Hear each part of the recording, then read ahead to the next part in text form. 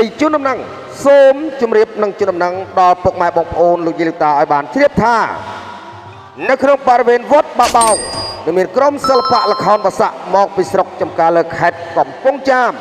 មកសម្ដែងចែកជូនពុកម៉ែបងប្អូនលោកយាយលោកតាទស្សនាកំសាន្តរីករាយ3រាត្រីជាប់គ្នា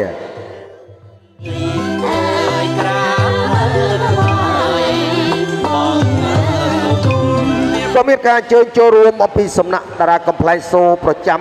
ស្ថានីយ៍ទូរទស្សន៍ CTN គឺក្រុមកំ pl ែងសូកញ្ញាស្រីអូននឹងមកចាក់ក្រឡេកពុកម៉ែបងប្អូនលោកយាយលោកតាអបទូសំណោចសើចសប្បាយរីករាយនៅក្នុងបរិវេណវត្តបាបោង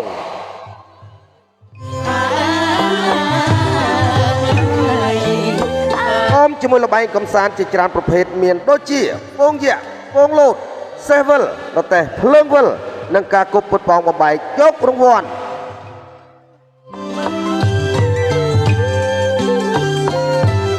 សូមកុំឲ្យរាត្រីដ៏មានតម្លៃនេះកន្លងផុតទៅឲ្យសោះទីតាំងសម្ដែងស្ថិតនៅក្នុងបរិវេណវត្តបាបោង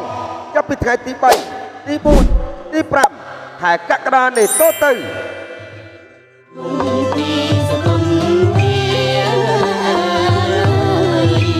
គ្រប់គ្នាជាមួយនឹងក្រុមសិល្បៈល្ខោនបាសាក់មកពីខេត្តកំពង់ចាមអ្វីដែលលោកអ្នកទន្ទឹងចង់ជួបនោះគឺតារាកំ pl ែងដ៏ល្បី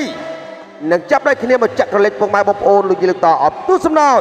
សោយពីដើមរហូតដល់ចប់ជួបគ្នាជាមួយនាងក្រុមនាងតុងយ៉ាំនាងពីរខាប់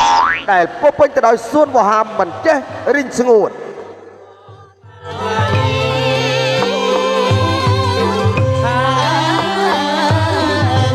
ទីតាំងសម្ដែងស្ថិតនៅក្នុងបរិវេណវត្តបាបោងចាប់ពីថ្ងៃទី3ទី4ទី5ខែកក្កដានេះតទៅសូមអញ្ជើញចូលរួមទស្សនាឲ្យបានច្រើនកកកកុំឲ្យរាត្រីដ៏មានតម្លៃនេះកន្លងផុតទៅឲ្យសោះសូមអរគុណ